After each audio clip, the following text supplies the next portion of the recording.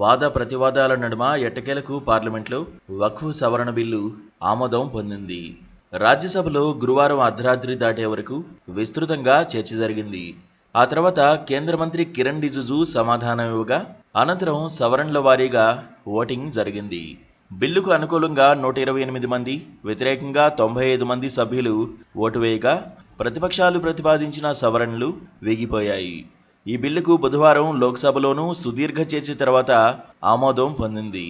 ఈ బిల్లుకు లోక్సభ, రాజ్యసభల్లో టీడీపీ ఎంపీలు మద్దతు తెలిపారు. ఏపీ ఎన్డీఏ కూటమిలో భాగస్వామిగా ఉన్న జనసేన పార్టీ కూడా వక్ఫ్ బిల్లుకు మద్దతు తెలిపింది. అయితే ఈ సంఘటన హెరిటేజ్కు పెద్ద తలనొప్పిగా తయారైంది. సోషల్ మీడియా వేదికగా హెరిటేజ్ ఫ్రెష్ను బాయ్కాట్ చేయాలని పోస్టులు, ట్వీట్లు పెడుతున్నారు. ఏపీ ముఖ్యమంత్రి చంద్రబాబు నాయుడు, ఆయన కుటుంబానికి చెందిన హెరిటేజ్ ఫ్రెష్ను బాయ్కాట్ చేయాలని ఆంధ్రప్రదేశ్, తెలంగాణలోని ముస్లిం కమ్యూనిటీ మెసేజ్లు పెడుతున్నారు.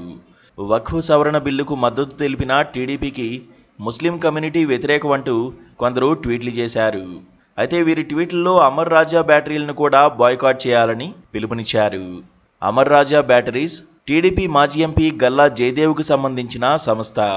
ఇదిలా ఉంటే వక్ఫ్ చట్ట సవరణ బిల్లుపై సీఎం చంద్రబాబు స్పష్టమైన ఆలోచనతో ఉన్నారని టీడీపీ నేతలు చెబుతున్నారు. రాష్ట్రంలో ముస్లింల రక్షణ, వారి సంక్షేమానికి టీడీపీ కట్టుబడి ఉందన్నారు. దేశంలో టీడీపీ మాత్రమే వక్ఫ్ చట్ట సవరణ బిల్లులోని అభ్యంతరాలను జాయింట్ పార్లమెంట్ యాక్షన్ కమిటీకి సిఫారసు చేసిందని అన్నారు. ఈ విషయాన్ని ముస్లిం సమాజం గమనిస్తోందని, కీలకమైన వక్ఫ్ బిల్లుపై చర్చ జరుగుతుంటే వైసీపీకి చెందిన ఒక్క ఎంపీ కూడా నోరు మెదపలేదని అన్నారు. నిజంగా జగన్కు ముస్లింలపై చిత్తశుద్ధి ఉంటే ఆ పార్టీ ఎంపీలు ఎందుకు మాట్లాడలేదని ప్రశ్నించారు.